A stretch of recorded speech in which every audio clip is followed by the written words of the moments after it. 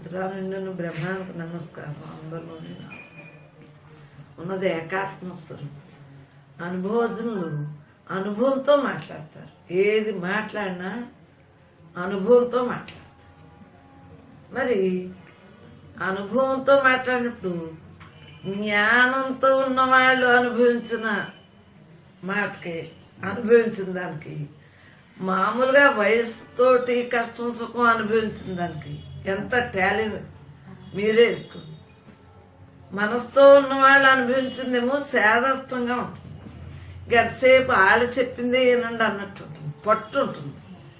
జ్ఞానంగా ఉండి జ్ఞానంతో పరమాత్మగా ఉంటా, జ్ఞానాన్ని తెలుసుకుని పరమాత్మగా ఉంటా, వ్యవహారంలో ఉన్నవాడికి ఎంత తేలికో బ్రహ్మజ్ఞాని అనుభవించుని మాట్లాడిన మాటకి సరెండర్ అవుతారు.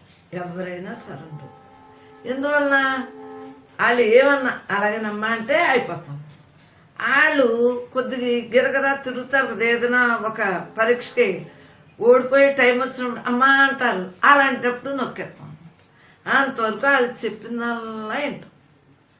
మరి అనుభవం అంటే జ్ఞానంలో మామూలు అనుభవం వలన పెద్దలో దేహపరంగా అనుభవం వాళ్ళేమో ఇగో వస్తుంది. వాళ్ళు చెప్పింది వినపోయేటప్పటికి అలా పట్టు అంటే అందరికీ కాదు, కొంతమంది వాళ్ళ మనస్తత్వాన్ని బట్టి. ఇదైతే జ్ఞానం వల్ల ఏమవుతుంది, అలాగేనమ్మా అలాగేనమ్మా అని ఈయనట్టుండి ఆ పట్టు వచ్చినప్పుడు వాళ్ళ జుట్టు పీకి వాళ్ళ చేతిలోనే పెట్టినట్టు ఉంటుంది. ఎందువలన పరీక్ష అప్పుడే వాళ్ళకి భయం వేస్తుంది కదా, అప్పుడైతేనే శరణాగతిలోకి వస్తాయి. బ్రహ్మేశ్వర వస్తుంది. అమ్మ బ్రహ్మం తప్పించి ఏముంది, దాన్ని శరణాగతితో మనం ఉండటం వలన ఇంత ప్రయోజనం అని అనుభోజుని అప్పుడు అనుభోజుని మాట్లాడతారు. ఉండాలి అంటే అవసరార్థం దేహాన్ని ఎలా వాడాలో అలా వాడాలి. అవునా కదా? ఇంకా కాళ్ళని పెట్టింది అనుకోండి, తిట్టి కుర్చీలో కూర్చోబెట్టామా, బలవంతంగా లాక్కెళ్ళి కూర్చోబెట్టేస్తాం. అక్కడ కఠినం కాదు కదా, మీ దేహానికి ఎలా ఉపయోగం అలా కూర్చోబెడతాం. అంటే ప్రతి ఒక్కళ్ళు మందు ఎలా వేస్తున్నారే, డాక్టర్కి ఏముంది, అంత కత్తి పెట్టి కోసి ఆపరేషన్ ఎందుకు చేస్తున్నాడు చెప్పండి? ఆ రోగం తగ్గిందామనే కదా. అలాగా మృదుత్వం కఠినత్వం కూడా అవకాశాన్ని బట్టి ఏ టైంలో ఎలా వాడాలో అలా వాడాలే తప్పించి ఇది చెప్పేది కాదు. ఆ పరిసరాలను బట్టి జరుగుతాం, సమయాన్ని బట్టి జరుగుతాం. కట్టేటప్పుడు గదవాలో కానీ అది ఎప్పుడు గదవాలి, ఏ టైంలో గదవాలో మీకు తెలుసు. పిల్లలు పెంపుకోప్పుడు మళ్ళీ వాళ్ళు బాగా తిక్కబెట్టేసినప్పుడు ఎలా బతిమాలాలో అలా ఈ పెంపకం అంతా మనకు స్త్రీలతోటి మనకు బ్రహ్మత్వం చాలా అందింది. మనకి హానెస్ట్ గా లేవు. చిన్నప్పుడు తల్లిదండ్రులు చెప్పినట్టు విన్నాం, ఇప్పుడేమో పెళ్ళయ్యాక భర్త అత్తమామలు వీళ్ళందరూ చెప్పినట్టు విన్నాం. మళ్ళీ ఇరుగు పొరుగు తల్లిదండ్రులు అందరూ అంటే అవి మానేయలేదు. ఇంకా ఏట ఎలా అవుతున్నాయో చూడండి. మరి అత్తోరి పుట్టిండి ఎక్కడుంటే వాళ్ళతోటి మనం ఉండగలుగుతున్నాం. మళ్ళీ మన పిల్లలు చెప్పినట్టు మనం వింటున్నాం. మళ్ళీ మరి స్త్రీకి ఏదో ఒకటి ఉండాలి కదా, లచ్చ కదా, ఎవరొకరు ఆధారం ఉండాలి. మళ్ళీ పిల్లలు చెప్పినట్టు వింటాం. మళ్ళీ ఆడపిల్లలు చెప్పినట్టు వింటాం. ఆడపిల్ల అలా మనం బతుకుండగా ఎప్పుడూ లతలాగే ఉంటుంది స్త్రీ జీవితం. అందువల్ల మీకు ఒదిగారు కదా ఇలాగే. మరి మనకి వెంటనే అలా కాదు, పురుషుడే గొప్ప అని అంటారు. ఎందుకంటే ఆడవాళ్ళకి సోదు ఉంటుందంటారు. అసలు మనకు సోదు ఉందా? ఆడా మగానే ఏమి ఉండదు, వ్యత్యాసం అలా చెబుతారు. కానీ అసలు మనకు సోదు ఉందా? కోరుకుంటున్నాం. జ్ఞానికి ఎవరికి ఏది ఉండదు, ఆడా మగానే ఏమి ఉండదు. బ్రహ్మజ్ఞాని జ్ఞానంతో ఆడి జీవన విధానం అంతా ఉంటుంది. మాకెందుకు లోపల సోదు ఉంటుందా? మరి స్త్రీనే కదా, సోద ఎందుకు లేదు? అసలు అనవసరం. ఏది ముఖ్యం దాంతోటే ఉంటున్నాం. ఈ దేహం నిజం కాదు, ఇంకా దీని గురించి ఎందుకు పట్టించుకున్నావు అస్తమానని? పిల్లలు చూస్తారు, భర్త పిల్లలు చూస్తారు. మనకెందుకంటున్నాను, దేని ఎందుకు పట్టక్కలేదు. పరమాత్మ పట్టుతో మనం బతకటానికి అవకాశం ఉంది. వాళ్ళ నీడలో మనం బతుకుతాం. స్త్రీలు పురుషులు ఏంటంటే వాళ్ళు ఆధిపత్యం చేయకపోతే కుదరదు కాబట్టి వాళ్ళు నలుగురిలోకి వెళ్ళి మనం ఇంట్లోనే కదా. అసలు రోజులన్నీ సంవత్సరమే కదా, ఇసుపెందుకు వస్తుంది.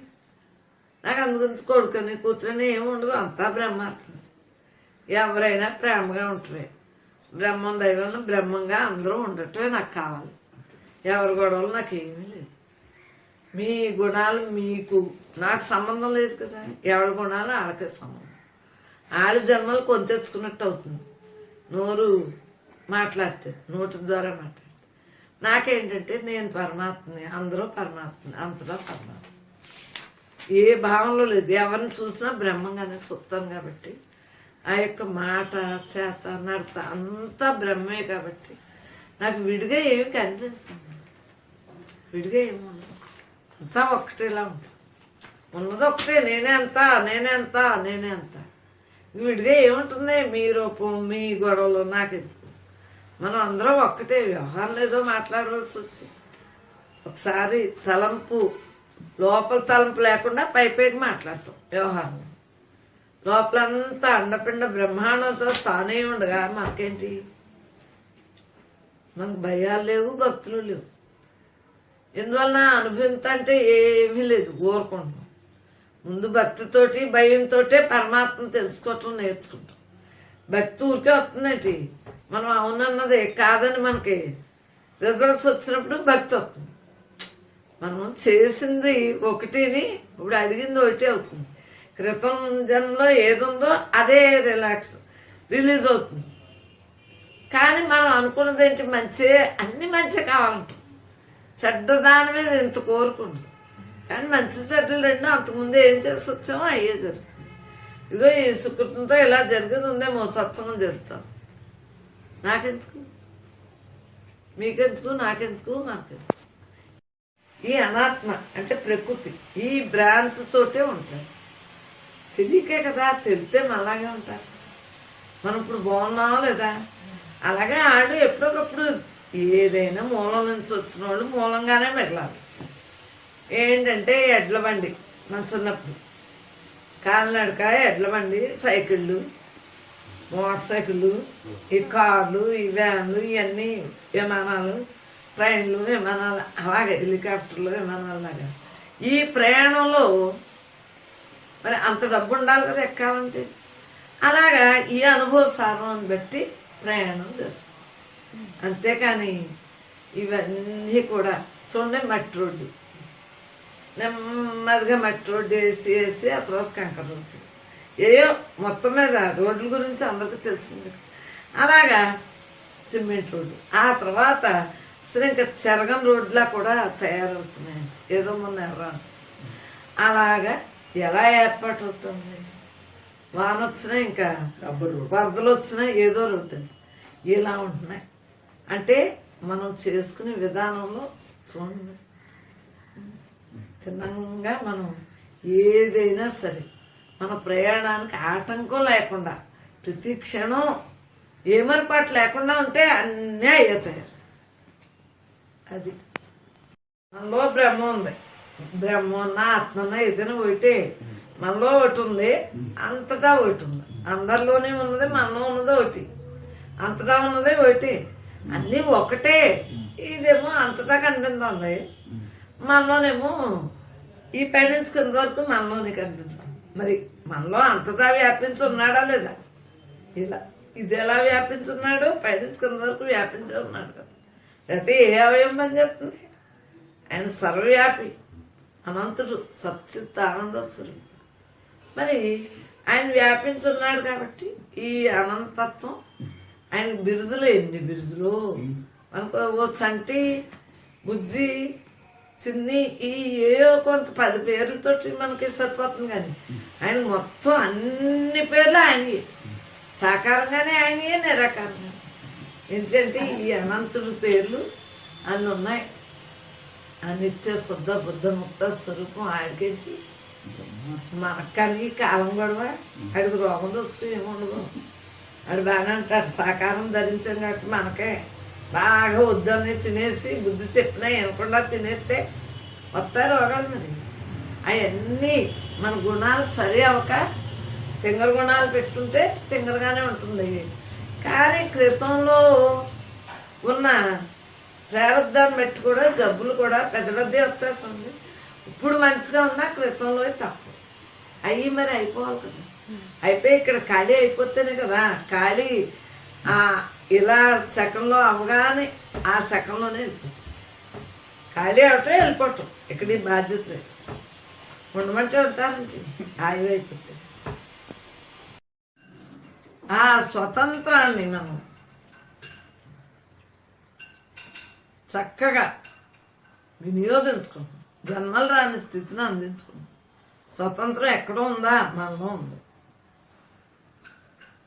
మరి స్వతంత్రం మనలో ఉండి వాళ్ళకి జరుపుతున్నాం వీళ్ళకి జరుపుతున్నాం అని పైకి నాటకం ఎందుకు? స్వతంత్రులే అందరూని. పరమాత్మగా ఉంటమే స్వతంత్రం అంటే. ఆలోచించుకో. ప్రతి క్షణం కాలానికి రోజులన్నీ పండుగలు ఇవన్నీ ఎందుకు పెట్టారు? పనిలేదా? అలాగే మనలో ఒక్కొక్కటి చేసుకోవటమే. ప్రతి దాన్ని వ్యక్తంగా కాలానికి పండుగలు అన్నీ పెట్టారు. మరి అవ్యక్తంగా తనతో తాను ఉండటానికి అవకాశం ఈ మానవ జన్మకే ఉంది. దీన్ని చరితార్థం చేసుకో. క్షణం ఏమరపాటు లేకుండా ఉండాలి. ప్రతి క్షణం తందే తందే తందే. ఈ దేహంసేపు నాదే. ఇది ఆస్తంతా. ఈ అనంత చైతన్యం నాదే. నేనే అది, అదే నేనే నువ్వు, నువ్వే నేనే అంత. నేను బ్రహ్మాన్ని, నువ్వు బ్రహ్మాను. మనం అందరం బ్రహ్మాను. బ్రహ్మన్నా ఆత్మన్నా ఏదైనా ఒకటే. చైతన్యం ఉన్నా పరిపూర్ణం ఉన్నా పరబ్రహ్మ.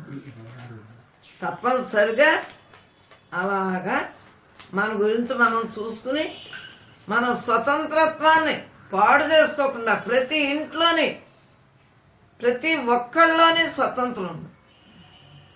యజమాని బానిస అనుకోకండి. స్వతంత్రంలో మనం అందరం. మనలో పరమాత్మ ఉన్నాడు. ఎంత హాయిగా ఉన్నాం, ఎంత స్వతంత్రంగా ఉన్నాం. ఎక్కడా బానిస బతికేది? మనసు వస్తే బానిస బతుకు. మనసు లేదే మనకు. బ్రిటిష్ వాళ్ళ కాలంలో అది ఎలా వచ్చిందో కాలానికి మనకి మనసు వస్తే బానిసత్వం. మళ్ళీ జన్మలు ఖాయం. అటువంటి ఖాయం లేకుండా హాయిగా ఆనందంగా ఈ ఖాయం ఉన్నంతసేపు కూడా వదలకండి. మనం జీవన్ముక్తులే. జీవన్ముక్తులే అంటే కష్టం అనుకోకండి. మనలో ఉన్న తత్వంతో మనం బతకటమే జీవన్ముక్త స్థితి. ఉన్నంతసేపు ఈ దేహం ఉన్నంతసేపు ఇదే విదేహముక్తి. పంచభూతాల్లో కలుపుతాయి. మనలో ఉన్న పరమాత్మ అనంతత్వం ఒకటే అని అన్ని రెండు ఒకటేగా మిగులుతాయి. పునాది వేసుకున్నట్టే కదా. అలా ఆలోచించుకోండి. జన్మలకు పునాది లేకుండా ఉంటారా? జన్మరాహిత్యం చేసుకుంటారా? జన్మరాహిత్యం కావాల్సిన వాళ్ళు ప్రతి క్షణం కూడా ఏమరపాటు లేకుండా ఇన్ని సంవత్సరాల నుంచి 10 ఏళ్ళ నుంచి చెప్పిన సత్సంగాన్ని వినియోగించుకుని ఆలోచించుకుని. ఎందుకంటే మీ అందరి కోసం నా టైం వేస్ట్ చేసుకుని 2 గంటలు అలా ధ్యానం చేసుకుంటాను. యూట్యూబ్ అన్నాను కాబట్టి మాట అన్నదానికి మాత్రం తప్పనిసరిగా కొంతసేపే మాట్లాడతాను. అలా ఇష్టమైన వాళ్ళే మీకు కావాలనుకుంటేనే రండి. ఇక్కడ దేనికి మొహమాటం లేదు. మీకు నాకు అందరం ఒకే బ్రహ్మం. మీరు బ్రహ్మే, నేను బ్రహ్మ. ఎవరి మనసుని బట్టి వాళ్ళు తర్ఫీదిచ్చుకోండి. ఆనందంగా ఉండటం ఆనందమా? ఇప్పుడు ఈ దేహం ఏదో సుఖపెట్టడం అనేది జన్మలో జరిగేది కాదు. ఏ జన్మెత్తినా ఈ మాయ సుఖం కాదు. మరి ఆలోచించుకోండి. ఈ మాయ సుఖం కాదు. మరి మాయ సుఖమే కావాలనుకుంటే ఇక్కడ రాకండి. జన్మరాహిత్యం నా గోల్ అనుకుంటే కనుక వచ్చి చక్కగా ధ్యానం చేసుకుని, ఎందువల్లంటే ఈ దేహం ఎన్నాళ్ళు ఉంటుందో తెలియదు, మీ దేహాలు ఎన్నాళ్ళు ఉంటాయో మీకు తెలియదు. సో ఏ దేహాలు ఆఖరికి నశించవచ్చు. మరి అటువంటిటప్పుడు ఎందుకంటే నాకు 10 ఏళ్ళ ట్రీట్మెంటు అయిపోయింది. అందు గురించి ట్రీట్మెంట్ కూడా కొన్నాళ్లే చేస్తాను. నాకు నా ధ్యానం నేను చేసుకుంటా, నాకు జీవన్ముక్తి కావాలి కాబట్టి నా ధ్యానం నేను చేసుకుంటా. యూట్యూబ్కి మాట అన్నాను కాబట్టి అదొక్కటే అందిస్తాను. చైతన్యం తప్పించి మనకి ఏదైనా తెలుసా? ఆలోచించండి. ఈ చైతన్యం తప్పించి ఎక్కడైనా ఏదైనా ఉందా? ఇదే కదా అంతటా ఉంది. ఇంకెందుకు? అంతటా తానే ఉన్నాడు, లోపల ఉన్నాడు, బయట ఉన్నాడు, ఆ పక్క ఉన్నాడు, ఈ పక్క ఉన్నాడు, అంతటా నిండి ఉన్నాడు. మీ ఊరు, మా ఊరు, ఏ ఊరైనా అంతటా నిండి ఉన్నాడు. ఆ నిండున్నాడుగా నిండుండు. ఎలాగ నిండే ఉన్నాడు, లోపల బయట అంతటా. అలాగే అంతటా నిండున్నాడు. నువ్వు నేను ఒక్కటే అంటున్నాడు. అందరూ ఒక్కటే. ఇంక వీడిగా ఏముంది? అది మరి అనుకూలం చేసుకోకపోతే మీకు ఎలా కుదురుతుంది? జీవన విధానం అంతా మీకు ప్రతి సెకను బాధామైంది. మీరు అనుకున్నది ఒకటి ఉంటుంది, కానీ మనం చేసుకొచ్చిన విధి ఒకలా ఉంది. ఆ విధే ఇక్కడ పరుచుకున్నట్టు ఉంది. ఇప్పుడు అది అయితేనే కానీ వెళ్ళం. మరి ఏం చేయాలి? అది అయితేనే కానీ వెళ్ళం. ఏం చేయాలి? అందు గురించి దాన్ని అనుకూలం చేసుకోవాలి.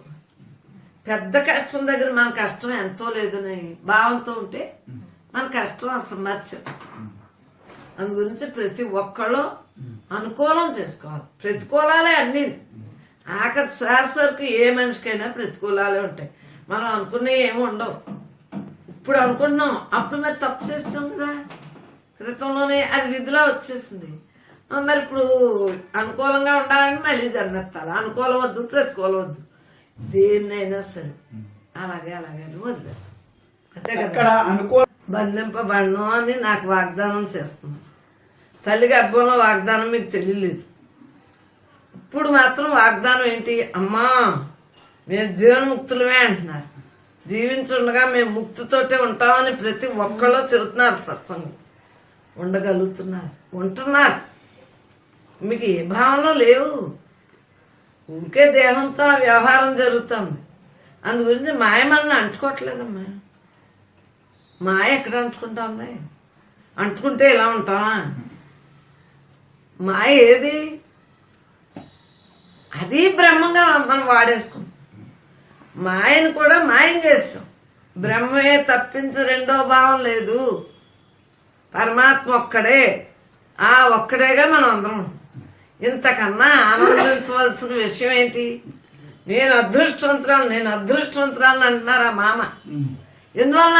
జన్మ పని చేసేసుకున్నాను. నేను బ్రహ్మాన్ని తెలుసుకున్నాను. నా అధ్యాయం ఇలా ఉంది అంటే బ్రహ్మాన్ని తెలుసుకోవటానికి ఉంది. బ్రహ్మమే నాకు ఇలాగా ఈ జన్మకి అందించింది. ఇంకా నాకు పరిపూర్ణంగా ఉన్నాను, బ్రహ్మార్పణంగా బతుకుతున్నాను. ఎంత ధీరత్వంగా చెబుతున్నారు. ప్రతి ఒక్కళ్ళకి ధీరత్వం ఎందుకు వస్తుందంటే ఏమీ లేని దాంట్లో ఏమీ లేనట్టు ఉండగలదు. ఉన్నది ఒక్కటే అన్నాక ఏ భావన ఉండవమ్మా. చెప్పుకున్నదే రోజు ఎందుకు చెప్పుకోవాలంటే రోజు అన్నం తింటలేదా శక్తికి? అలాగే మనం రోజు నేను బ్రహ్మ, ఈ దేహం నేను కాదు అలా అనుకుంటా. ఇప్పుడు మనం ఊరుకుంటున్నాం. మరి నేనే అంతగా ఉంటున్నాం, అందరం నేనేగా ఉంటున్నావా లేదా? ప్రతి ఒక్కళ్ళ మాట మనమే, మన మాట. ప్రతి ఒక్కళ్ళ భావన మన భావన. అంటే మనం అందరం ఏకాత్మంగా ఉన్నాం. నేనే అంతా అంటే బ్రహ్మమే అంతటా అందరిలోనే ఉంది. నిష్కామ సేవ లేకపోతే ఎలా ఉందో? మనము పరమాత్మగా ఎలా ఉండగలం? నిష్కామ సేవ లేకపోతే పరమాత్మగా ఉండలేమమ్మా. రెండూ ఒక్కటే. ఎందుకంటే నేను నాది బంధం లేదు. నిష్కామ సేవ అంటే ఏంటి? అంతా బ్రహ్మే చేయింతాను, బ్రహ్మే నడిపిస్తాను, బ్రహ్మే తింటాను, బ్రహ్మే ఉంటాను. అలాగా మనం నేను అనుకోకుండా ఏది చేసినా బ్రహ్మార్పణంగా ఉంటున్నామే. దాన్నే నిష్కామ సేవ అంటున్నారు. ఈ కర్తవ్యం అందక ప్రతి కర్త కర్మ క్రియ కూడా బ్రహ్మాందే. అందువల్ల అది నిష్కామ కర్మే కదా, యోగంగా మారింది కదా. బ్రహ్మంగా మార్చంటే యోగమే కదా. మనకు రెండో భావన ఉందా అసలు? మనకు అసలు నిన్నటి రోజు గుర్తుంటలేదు, రేపు రోజు గొడవ లేదు, ఈ క్షణం గొడవే లేదు, మనకి ఈ వర్తమానం గొడవ లేదు, గతించిన గొడవ లేదు, రాబోయేది గొడవ లేదు. ఎందుకంటే మూడు లేవు, సంచితం లేదు, ప్రారంభం లేదు, ఆగామి లేదు, మూడు లేవు. మూడు బ్రహ్మే, అవును లేదు, కాదు లేదు, ఊరికే అలా బ్రహ్మార్పణంగా ఉంటుంది. అందు గురించి నిష్కామ సేవ అంటే దాని అర్థం బ్రహ్మము ఈజ్వల్ నిష్కామ సేవ అంటే ప్రతిదాన్ని పరమాత్మనే చూడటం, వినటం, మాట్లాడటం, ప్రతి దాన్ని బ్రహ్మమే. ఇదంతా ఆళ్ళు బ్రహ్మ, వీళ్ళు బ్రహ్మం, అంతా బ్రహ్మ అనేటప్పటికీ అది సేవే కదా. మన మనసుకి నిష్కామంగా ఉన్నట్టే కదా. మన మనస్సు ఎప్పుడు నిష్కామంగా ఉంటుందే, పనిచేసి బ్రహ్మార్పణం, కృష్ణార్పణం, రామార్పణం అన్నదేమో వ్యవహారంలో. మరి నిష్కామ సేవ నీ మనసుకి ఎలా చేస్తున్నావు? ప్రతిదాన్ని బ్రహ్మతత్వం జోడించుతున్నావు, నీ మనస్సు నిష్కామంగానే ఉంటుంది. సేవ ఉంది, అందరినీ నిష్కామంగా చుట్టమే అదే సేవ. నువ్వు వాళ్ళు అందరూ ఒక్కటే, నేనే అంతా, నేనే అంతా, నేనే అంతగా ఉండదు. ఇంతకన్నా మనకి ఏమీ లేదు, ఉన్నది యథార్థం. ఆ యథార్థంతో అలా ఉండదు.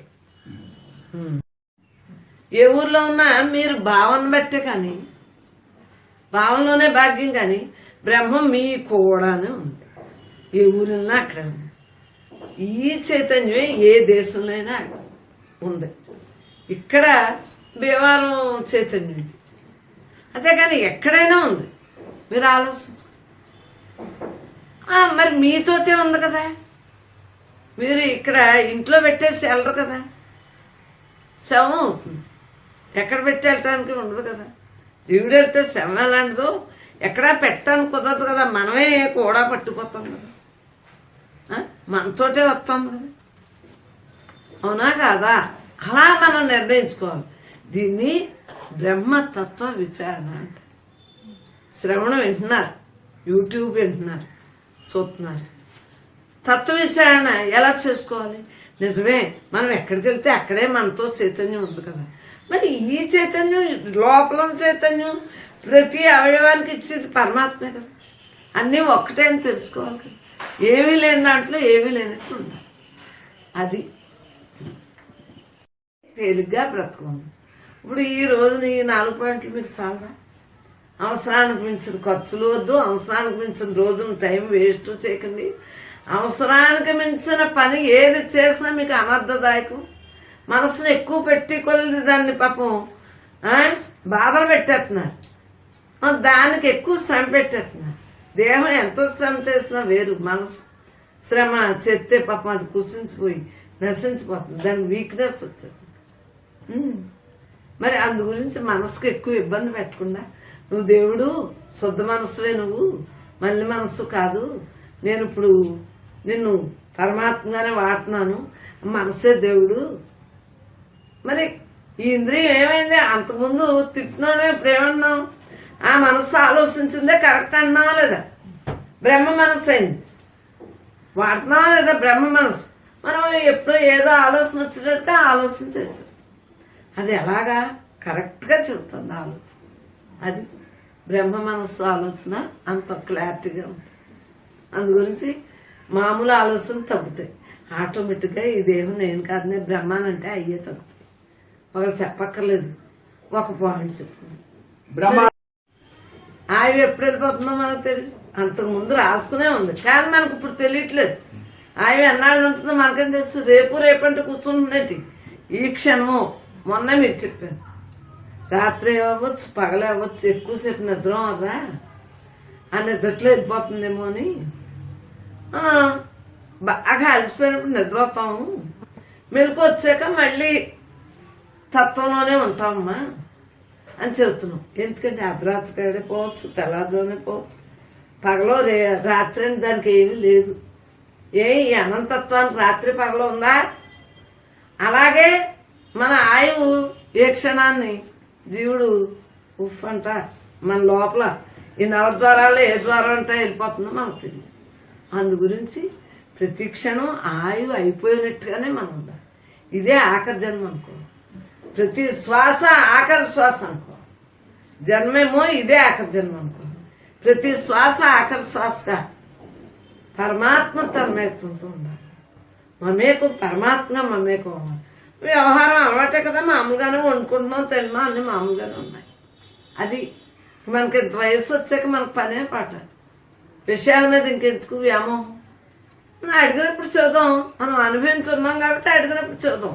అప్పుడు పుస్తకం ఇప్పాలి. అమ్మకంటే ఏ ఛానల్ కావాలంటే ఆ ఛానల్ ఇప్పేస్తారంట. ఎప్పుడు ఏది కావాలో ఆ పరమాత్మ చేసుకుంటాడు. ఏది నొక్కితే ఆ ఛానల్ వచ్చేస్తుందంట. ఏది కావాలంటే అది పరమాత్మ చేసుకుంటాడు. ఇప్పుడు చూడండి, మరి బ్రహ్మంగా ఉండటానికి పరమాత్మ రాసుకుని చెబుతున్నాడా లేదా చెప్పండి. ఎందుకంటే ఇందాక చెప్పాను, అన్ని నాకే తెలియాలి. అన్నీ ఉంటే ఎక్కువగా అవన్నీ ఉంచుకుంటే ఇంకెలా దైవత్వంగా మనం ఉండగలుగుతామమ్మా? మనలో దైవత్వం ఉంది, అందరిలో ఉంది, అంతటా ఉంది. మనకు ఇప్పుడు ఎలా ఉండగలుగుతున్నాం అంటే పని చేసేసుకుంటున్నాం. పని మనం కొట్టలేదు కదా. నీ గుణం తేడా తప్పించి ఆ సరుకులు నిన్ను కొడుతున్నాయా, అవి నన్ను కొడుతున్నాయా? మనం వాటిని కొట్టలేదు, మనం వాటిని తిట్టలేదు, మనల్ని అవి తిట్టలేదు. అవి మామూలు పరికరాలు. మనం ఈ దేహాలు కూడా పరికరాలుగా అనుకోవాలి, పాత్రలు అనుకోవాలి. అప్పుడే మనం బాగుంటాం. అందు గురించి వంట ఇబ్బంది లేదు. మనకి అక్కడ పాపం ఏముంది? ఏమీ లేదు. అగ్ని ప్రతిష్ట అపంజంత అంటానే పాప మనం విష్ణు పోస్ సన్నిధి కానీ పొయ్యి వెలిగించేటాడు. మా చిన్నప్పుడు అలా అనుకుని వెలిగించేవాడు. అంటే ఆ పిడకల్లో అవి పురుగులు అవి ఉంటాయని పుల్లల్లో అయ్యని అలాగా దులిపి అలా పెట్టేవాడు. ఇప్పుడు గ్యాస్ అవి ఆ పని కూడా లేదు. బ్రహ్మార్పణం అనుకుంటా పని అంతా చేసుకోగలుగుతున్నాం. అందు గురించి అగ్ని ప్రతిష్ట అపంజంత పాప ఏదో మొత్తం మీద ఇప్పుడు మర్చిపోయాను ఆ శ్లోకం. అలాగ అనుకునేవాళ్ళు. అసలు ఇప్పుడు ఏది పని లేదు. దేహభావన పెట్టవే, పరమాత్మగా మిగలటమే. అన్ని శ్లోకాలు అవసరమే, కానీ అవసరమైనప్పుడే వాటిని ఉపయోగించము. ఉపమానానికో ఎవరికైనా చెప్పడానికి ఇటువంటి టైంలో కానీ ఇంకొట్టప్పుడు అంతా దేహభావన పెట్టు. పరమాత్మ తప్పించి రెండో భావన ఉన్న చైతన్యం. మరి ఇంక చైతన్యమే ఉన్నప్పుడు దేహాలు లేవు కదా. అక్కడ నీ భావంలో దేహభావం లేదు, అక్కడ దేహాలు లేనట్టే కదా. మా అందరిలోని బ్రహ్మాన్ని చూస్తున్నాం కదా. మరి ఉన్నది ఉన్నట్టే కదా. బ్రహ్మ ఎప్పుడూ ఉంది. ఈ దేహాలు నశిస్తూ ఉంటాయి, మళ్ళీ పుడతా ఉంటాయి, మళ్ళీ నశిస్తాయి. ఆటలు కూడా మనకెందుకు? అందు గురించి నేను చైతన్యాన్ని అన్న భావంతో అలా ఉండటమే. అలా ఉంటా అంటే దీంట్లో కర్మలు రకరకాలు ఉంటాయి. అందరికీ ఒకే కర్మ ఎలా ఉంటుంది? ఒకేలాగే పుట్టామా అంటే తల్లి గర్భం నుంచి రావటం అది వేరు. ఒకేలా విధులు లేవు, రకరకాలు ఉంటాయి. ఎవరు చేసుకుని పని పెట్టారు. అందు గురించి తప్పనిసరిగా మనం దేహభావన వీడితేనే కానీ బ్రహ్మభావన రాదుగాక రాదు. నా ఉద్దేశం ఎవరిని నేను అంటలేదు. స్వామి శివానంద్ గారి పుస్తకంలో నేను కూడా కాపీ చేసే అది నేను వంట పట్టించుకున్నాను కాబట్టి అలా ఉంటే బాగుంటుందమ్మా అంటున్నాను. ఎవరిని నేను అంటాను. నేనెవరిని? దేహమే నేను కాదనుకునేదాన్ని. నాకు ఎవరికి సంబంధం వదలగలను. అన్నీ కావాలన్న ఆలోచన ఉంది, కానీ పిల్లలకి అన్నీ ఇవ్వాలన్నది నాకు వస్తుంది ఆలోచన. ఎందువల్ల? ఇది జీవన్ముక్త స్థితి అందించడానికి. అవి అంటావా? అనేక జన్మలు ఎత్తుతా ఉండి ఎంతో కష్టపడ్డాం. అప్పుడు ఎలా ఉన్నాం? పుట్టా సావు ఎలాగో ఈ జన్మ కూడా అంతే కదా. పుట్ట సావ మధ్యలో మనం మంచి పని చేసేయాలని. మంచి పని అంటే ఏంటి? మీరు అడుగుతున్నారు కాబట్టి జీవన్ముక్త స్థితిని అందివ్వాలని రోజు ఈ రాతలు రాసుకుని ధ్యానం చేసుకుని, ధ్యానం నా కోసం, ధ్యానం అంటే నా కోసం. ఈ రాతలు ఎలాగా బ్రహ్మ అలా రాయించిందంటే మీకు ఈ పుస్తకాలు అలా ఉంటాయని ఇవన్నీ కూడా నాకు ఆవేదన మాత్రం ఉంది. నాకేంటంటే అమ్మకి ఏమీ లేదు అనుకోకండి, నాకు మాత్రం మీకు పుస్తకం అందించారనుకోండి, డైరీ అయితే బాగుంటుంది కదా అని ఆ డైరీలోనే రాస్తా ఉంటాను. ఈ దేహం లేకపోయినా ఈ పుస్తకాలు మీరు చదువుకుంటారు కదా. నాకు మాత్రం ఆలోచన పోవట్లేదు. ఎప్పుడు మెలకొత్తప్పుడు రాసేయాలన్న గొడవ ఉంది కదా. మరి ఇన్ని పుస్తకాలు ఎలా తయారైనాయి? రాయాలి. రాస్తే మీరు అందరూ జీవన్ముక్తులుగా ఉంటారు. ఏది బ్రహ్మం పని మనిషిని బ్రహ్మం రాయమంది. నిత్య నూతన గ్రంథాలు వెలువడతాయని గ్రంథాలు రాయమని కల్లోని మహాత్ములు దర్శనం అయ్యారు. ముగ్గురు వచ్చారు. రాయమంటే నేను రాయనన్నాను. కల్లో కూడా నాకు అంత బెంకం. ఎందుకంటే నాకు అసలు ఇష్టం ఉంది రాత్రి అయ్యింది. అలా ధ్యానమే ఇష్టం. రాయవలసిందే అన్నారు. రాయించుకుంటున్నారు. అందు గురించి రాసినా మాట్లాడినా చెప్పుకున్నా చేసినా అన్నీ సత్యం. అంతా బ్రహ్మ. దేని ఎందు హెచ్చు తగ్గులు ఎవరికే ఏమి. నేను చెప్పింది దేహం నేను కాదు నేను ఆత్మ అని వాళ్ళకి మాత్రం ఆత్మతత్వం బాగా నిలబడుతుంది. అంటే ఏంటి? అనుభవజ్ఞానం ఉంటుంది. పెద్దల మాట సర్దుమూట అని ఎందుకంటారంటే అలాగా వాళ్ళు చక్కగా ఆ సల్దన్నం తింటే పెరుగు పాలేసి నానబెడతాం కదా. రాత్రి పెరుగు తోడే పెడతాం. సల్దన్నం అంటే పాలేసి దాంట్లో తోసుకెత్తాం అన్నం. అది తెల్లారి పెరుగులో అవుతుంది. మరి ఆ సల్దన్నం హ్యాపీగా మామూలుగా అన్నంలో పెరుగు వేసుకుంటాం. అదోరం. మరి ఎంతసేపు కూడా అది తిన్నోడికి ఇంకేముంటుంది? సల్దన్నం తిన్న అమ్మకమ్మ మొగుడు ఆకలి తెలియదమ్మా. అది తినేసి కూర్చుంటుంది పొద్దుటని ఇంక వండాలని. మరి నేను బ్రహ్మాన్ని. నాకు ఇంకెవరి మీదనే ఎదురా ఉంటుందా? సల్దన్నం తింటే ఎలాంటిదో అలాగే సల్దన్నం తిన్న అమ్మకి మొగుడు ఆకలి తెలియదమ్మా. ఇప్పుడు మనం బ్రహ్మాలు. మనకి ఇంకెవరి మీద ఏముంటాం చెప్పండి కదా. బెంగలేముంటున్నాయి? అందరి మీద ఎక్కువగా బెంగలు లేవు. అప్పుడంటే మమేకం అయిపోయి వాళ్ళే మనమే వాళ్ళ బాధలు తీర్చేసుకున్నట్టు ఉండేవాడు. మనమే తీర్చేసినట్టు ఇగో కూడా వచ్చింది. ఇప్పుడు ఏమీ లేదు. నువ్వు నేను అందరం బ్రహ్మస్వరూపమే. వాళ్ళకి విధిలో అలా ఉంది, మనకు విధిలో ఇంకో రకం ఉంది. ఏదైతే ఏంటి అంతే. అందరికి ఒక్కలా ఉండదు కదా విధి. అనుకోవటం వదిలేయటం అంతే. రకరకాలు ఉంటాయి. వాటిలో అందరికీ ఒకలా ఉంటాయండి. లోకం అంటే మనం ఉన్నాం. లోకంలో మనం వచ్చా అసలు మనం ఇంకా రెండో బాట లేకుండా చిరునవ్వుతోటే ఉన్నాం. ఎందుకంటే మనకు బాధలో బెంగలో ఉన్నా ఎవరు తీర్చరు. అదే మనం తీర్చం. ఇలా పలకరించే అన్నా ఉంటే సరే ఇంకా అసలు ఏ గొడవ ఉండదు. వినేటప్పుడు అలాగనమ్మా అంటే సరే. అలా ప్రతిదాన్ని తేలిగ్గా చేసుకుంటా అంటే మనకి విధి రాదు. మనం పరమాత్మగా హ్యాపీగా ఉంటాం. ఆగామ తయారవుతుంది కదా. సారం అమ్మా అంటారు. సారం మామూలు వాళ్ళకి బోల్డ్ సారం. అయ్యో ఎంత సారంగా ఉంటుందో ఈ సంసారం. జ్ఞానులకేమనిపింది? ఏముంది అంతా భగవంతుడే తప్పించండి. ఎవరు మాట్లాడినా భగవంతుడే అంటారు. ఏ పని చేసినా భగవంతుడే అంటారు. ఏ రకంగా చూసినా అంతా మనల్ని అలా చూస్తున్నాడమ్మా. దేవుడు చూడకపోతే ఎవరు చూస్తారమ్మా? మనకు భగవంతుడే దిక్కమ్మా. శక్తిహీనులు అవనండి, శక్తివంతులు అవనండి, ఎవరైనా ఎవరి ప్రారంధాన్ని బట్టి వాళ్ళకి జరుగుతుంది. క్రితంలోనే కదా తప్పు. వాటిని బట్టే క్రితంలో వాటిని బట్టే ఇప్పుడు అనుభవించవస్తుంది. ఈ జన్మలో మాత్రం మళ్ళీ మనం అనుభవించకుండా అంటే కర్మ ఉంటే జన్మ ఉంది. అసలు వాటికే రాకుండా పరమాత్మ తప్పించి నాకు రెండో భావం లేదు కాకలేదు అని మాత్రం స్టాండర్డ్ గా మనం అందరం ఉండాలి. అమ్మ చక్కగా మనం అందరం కూడా ఏకాత్మ స్వరూపం ఉన్నది ఒక్కటే.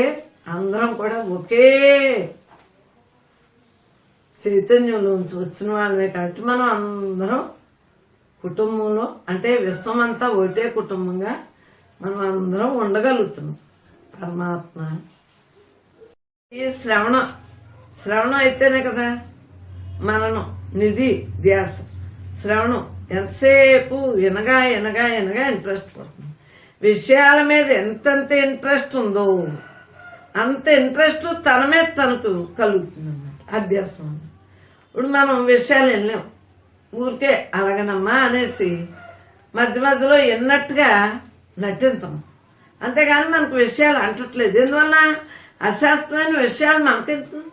మన గోలు జన్మరాహిత్యం అంతే. ఈ మానవ జన్మలో మన కూడికి గొట్టుకి గూడికి లోట్లేదు. అందరూ చక్కగా మన సంసారంలో అందరూ చక్కగా మనల్నే చూస్తున్నారు, మనం అందరినీ చూస్తున్నాం. ఇంకెందుకు ఏమి లోటని ఆడవాలి? మనకన్నా కింద వారిని చూసి మనం బాగున్నామని ఆనందించుతాం కదా. ఆనందించటం వల్లే మనం ఇంత రిలాక్స్గా ఉంటాం. ఎవరికి ఎంత ప్రాప్తం అదే ఉంటుంది. ఎంత ఉన్నా తినేది ఏముంటుంది, కట్టుకునేది ఏముంటుంది, ఉండేది ఏముంటుంది, ఆఖరికి మిగిలేది ఏముంటుంది? జన్మమరణ చక్ర భ్రమణంలో పడకుండా పరమాత్మగా మిగలటమే మన ధ్యేయం. కాబట్టి ఈ విశ్వం గురించి, మానవుడి గురించి, మన గురించి అన్ని కూడా తెలుసుకుని బ్రహ్మంగా బ్రహ్మార్పణంగా బతకాలి. ఇట బాధపడేటప్పటికీ వాళ్ళని నీలో దేవుడున్నాడు, అవన్నీ నువ్వు అంతకుముందు ఏం చేసుకొచ్చావు అయ్యే జరుగుతాయి, ఇంకా నీకెందుకంటేనే కదా మనం ఎంతోమంది ఇలా తయారయ్యాం. బ్రహ్మం చదివితేనే కదా మనం అందరూ బాగున్నాం. మరి మనం బాగున్నప్పుడు అందరూ ఒక్కటే కదా, మనం అందరూ ఒక్కటే కదా. అందు గురించి ఈ సత్సంగం ఈ రోజున ఇలా జరుగుతుందని మనం ఏమీ ఊహించలేదు. మనకి ప్రతి క్షణం బ్రహ్మంగా ఉంటమే తప్పించి ఏ భావంలో ఉండవు. చక్కగా అందరం కూడా ఈ ప్రయత్నం చేద్దాం. ఈ రోజు నుంచి అందరూ బాగున్నారు, నేనే అంతగా ఉంటున్నారు కాబట్టి ఈ ప్రయత్నం చేయాలి. అందరూ సహకరిస్తారు కదమ్మా, తల్లు సహకరిస్తారా?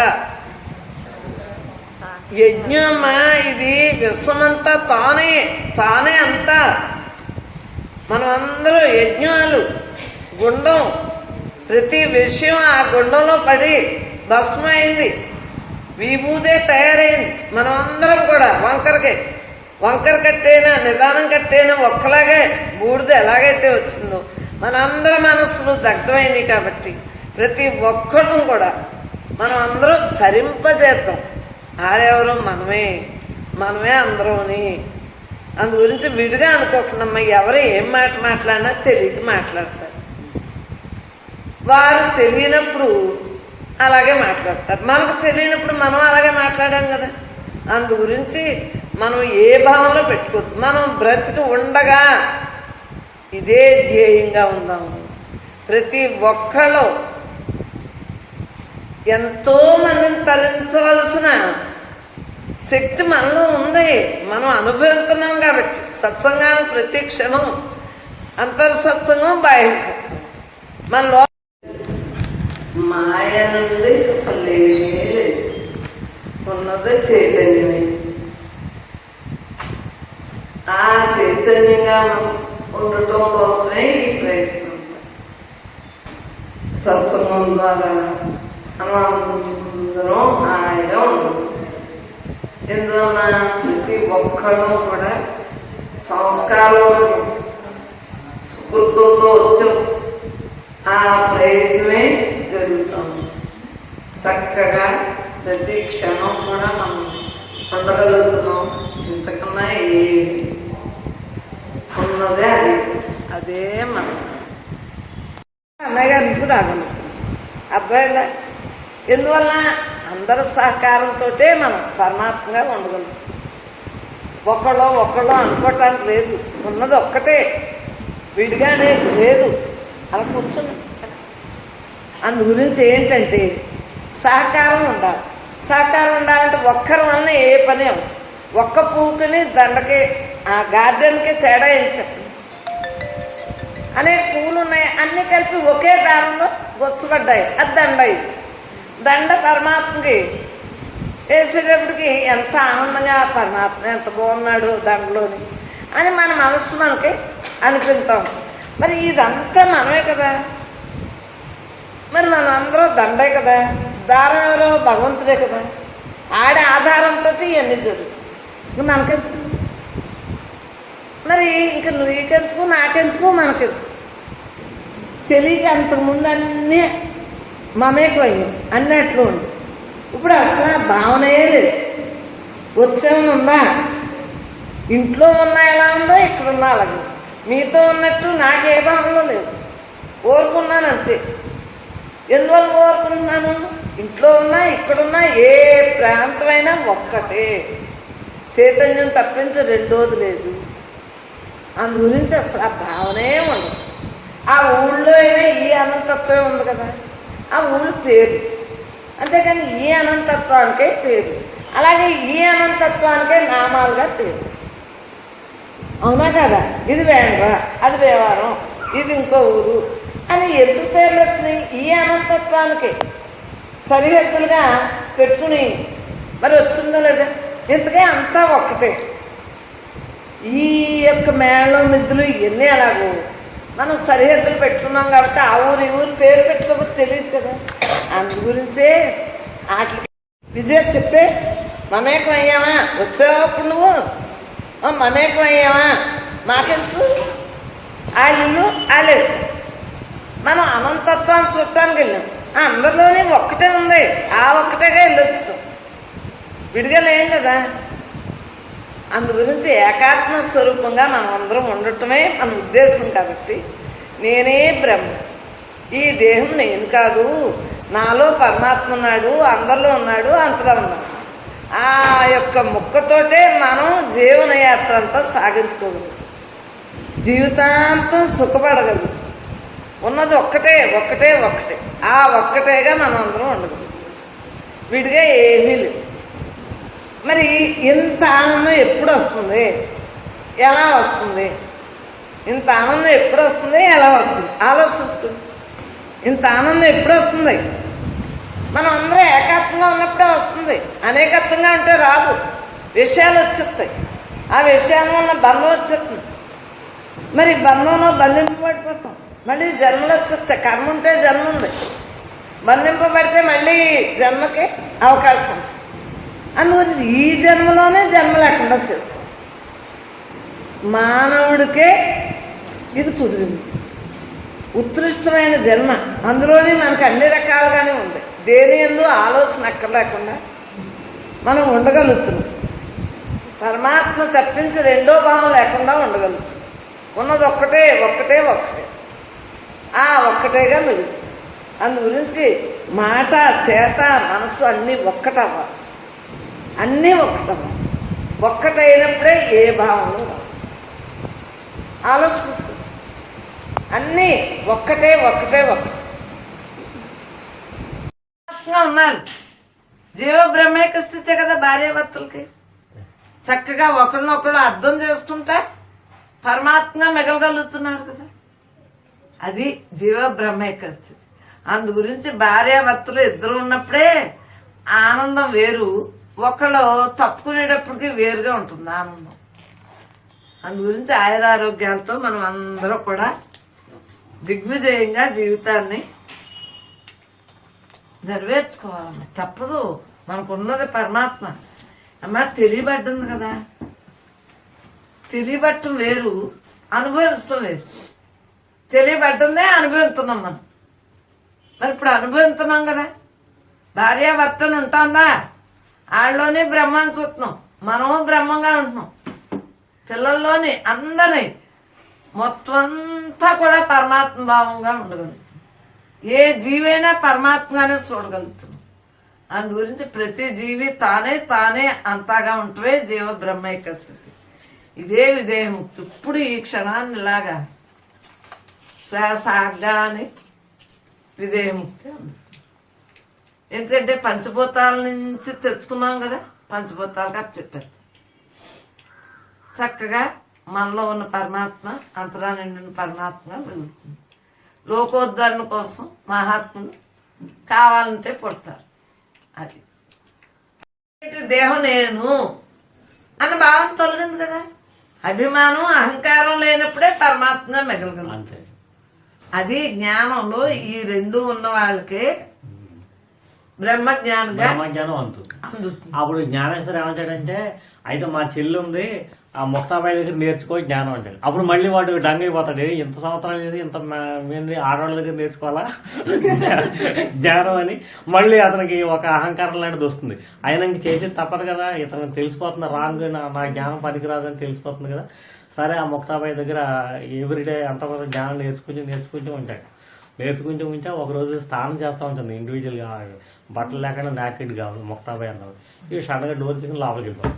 లోపలికి వెళ్ళిపోయి ఇలా చూసి గబుక్కుని తలకాయ దించుకుని అలా వెళ్ళిపోతుంటే ఆవిడ చెప్తున్నాను అనమాట, ఆగించి ఆగుతాను. ఆగిన తర్వాత ఏం చూసావు నువ్వు? ఈ శరీరం జడం, ఆ గోడ జడం, గోడ కన్నం ఉంది, శరీరానికి కన్నం ఉంది, దీంట్లో రెండు ఒకటే, ప్రాణం ఉంటేనే ఇది లేకపోతే కాదు. ఇది జ్ఞానం అంటే ఇదే. ఆత్మదృష్టితో పోయి నీకు 1400 సంవత్సరాలు అయినా సరే ఆ సెక్స్ అనే ఆ వ్యవహారం అంతా మైండ్లో రికార్డ్ చేసుకుని ఉన్నావు నువ్వు. మైండ్లో రికార్డింగ్ కంప్లీట్గా నీకు ఎప్పుడు పోతుందో, ఈ ఆత్మదృష్టి ఎప్పుడు రికార్డ్ అవుతుందో అప్పుడే నీకు జ్ఞానం వస్తుంది. కానీ ఎన్ని చెప్పినా ఏం చేసినా నీకు జ్ఞానం రాదు. ఈ జ్ఞాన నిష్ఠలో నువ్వు ఉంటే నువ్వు మోక్షానికి వస్తావు, లేకపోతే ఎందుకు పనికిరాకుండా పోతావు. ఈ చెప్పిన అమ్మాయి 19 ఏళ్ళు, కాబట్టి ఆ విన్నవాడు 1400 సంవత్సరాలు. అప్పుడు బుద్ధిగా మళ్ళీ వచ్చి అప్పుడు ఆడికి మోక్షానికి, అప్పుడు ఆత్మజ్ఞానం సంపూర్ణంగా అర్థం మోక్షానికి వెళ్తాడు.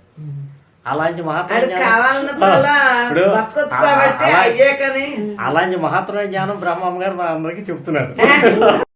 మంత్రులు ఏమంటారు, మరీ అలా చేస్తారంటే ఇంకా బాగా చేయొచ్చు కదా అంటారు.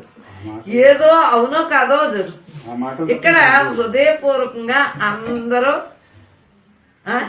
బ్రహ్మాలు అక్షంతలే అందరూ బ్రహ్మాలు వేస్తారు. అది చక్కగా నిండు 100 ఏళ్ళు 96 ఏళ్ళు ముసలమ్మ ఎంత బాగున్నారే. మరి ఆ నడిచే ఆవిడ కూడా ఎంత బాగున్నారే, కాళ్ళు లేకపోయినా కర్రతోటి. మరి వాళ్ళకన్నా మీకేమొచ్చిందంట? ఈ చిన్న వయసులో మీకేంటి? వాళ్ళు ఇంకా బతకాలని బతుకుతున్నారు. ఎందువలన బ్రహ్మంగా ఉండటానికి, బ్రహ్మం తెలుసుకున్నాం కాబట్టి మేము చచ్చిపోతాం అన్న మొక్క అంటలేదండి. అక్క ఊళ్ళోని ఇక్కడ కూడా చూస్తున్నాం కదా.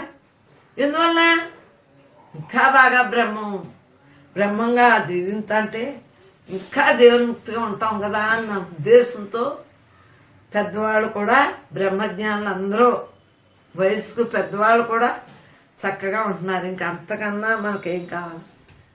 అందరికీ నమస్కారం. తన్మయ